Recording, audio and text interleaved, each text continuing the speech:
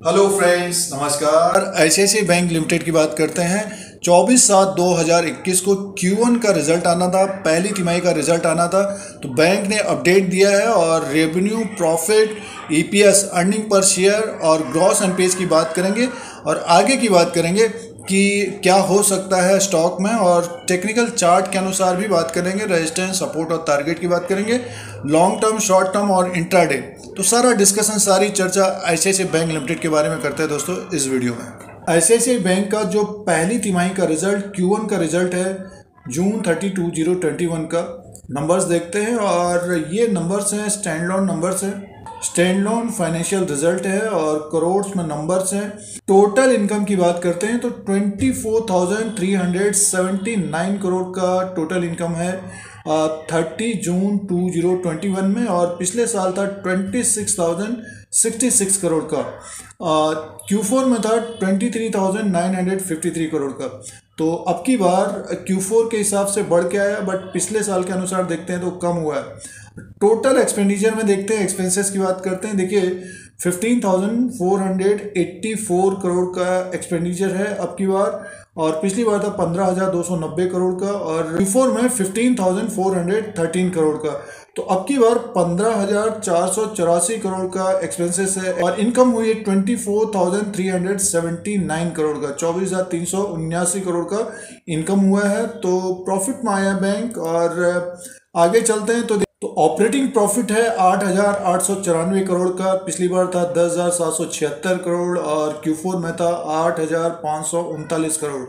अब इसमें प्रोविजन की बात करते हैं। देखिए प्रोविजन जो किया है इन्होंने अब की बार 2,851 करोड़ का किया है, पिछली बार था 7,593 करोड़। तो पिछली बार ज़्यादा हुआ था, तो एक तरह से प्रॉफिट कम है। और Q4 में देखिए 2,883 करोड़।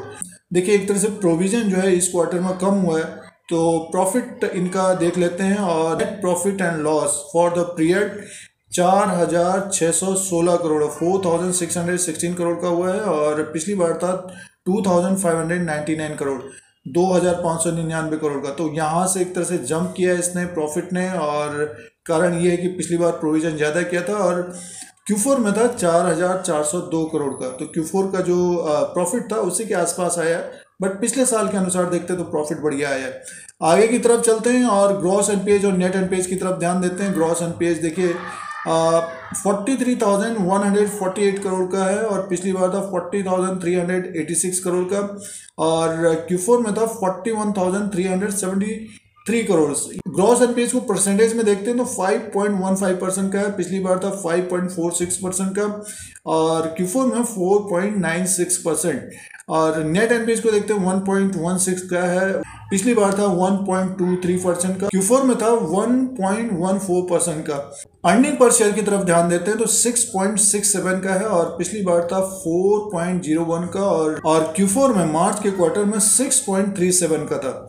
तो रिजल्ट की बात करते हैं तो प्रॉफिट एक तरह से जंप किया है पिछले साल के अनुसार, और रेवेन्यू में देखते हैं तो पिछले साल से कमी पैसे आई। देखिए रिजल्ट को देखते हैं, पिछले साल दर साल के हिसाब से रेवेन्यू कम हुआ है, प्रॉफिट एक तरह से बढ़ के आया है। कारण यह है कि प्रोविजन पिछली बार ज़्यादा किया था।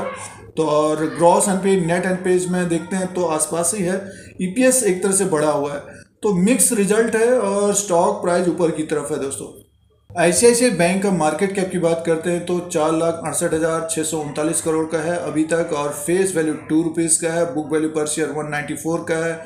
ईपीएस की बात करते हैं तो 26 का है दोस्तों, और स्टॉक प्राइस एक तरह से ऊपर की तरफ ही कारोबार करे। स्टॉक प्राइस की बात करते हैं तो 676 में है दोस्तों।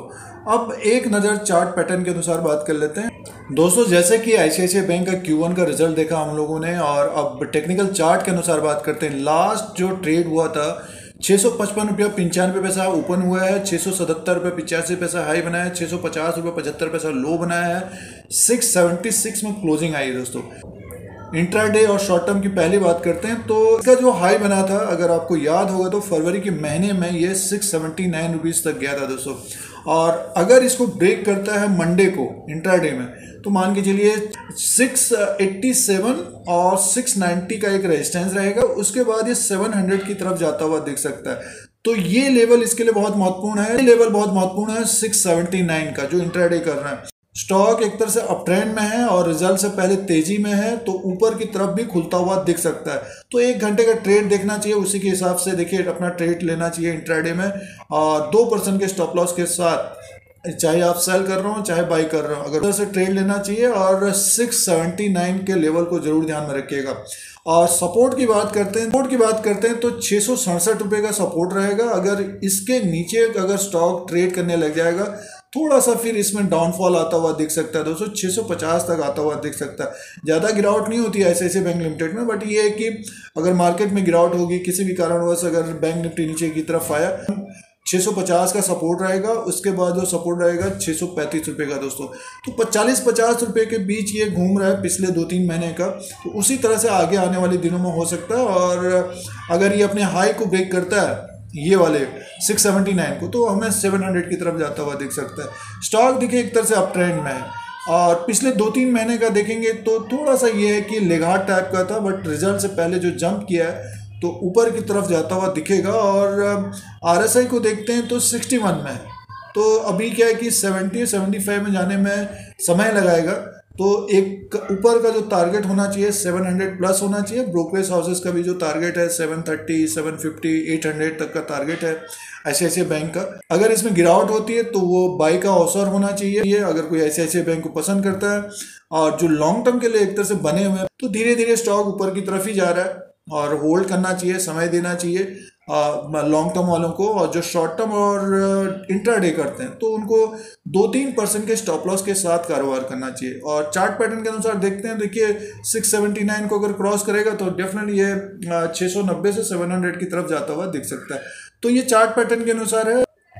ICICI बैंक का एनालिसिस और विश्लेषण करते हैं तो जो Q1 का रिजल्ट आया उसमें रेवेन्यू में कमी पेशी है, प्रॉफिट एक तरह से बढ़िया आया है, तो स्टॉक भी अपने हाई के आसपास है। तो जो लेवल है टेक्निकल चार्ट के अनुसार अगर हम देखते हैं तो 679 को क्रॉस करेगा तो 700 की तरफ जाता हुआ दिख सकता है, 690 से 700। अगर गिरावट होती है स्टॉक में आने वाले दिनों में तो एक तरह से उसको बाय के लिए देखना चाहिए और पोर्टफोलियो में रखना चाहिए। लॉन्ग टर्म वालों को एक तरह से बने रहना चाहिए ICICI बैंक लिमिटेड में। दोस्तों अगर वीडियो अच्छा लगा तो थैंक्स भी कर सकते हैं। दोस्तों YouTube चैनल पर बने रहने के लिए सब्सक्राइब और बेल आइकन को प्रेस करें, फिर कोई नया वीडियो लेके आएंगे। आज के लिए इतना ही, धन्यवाद।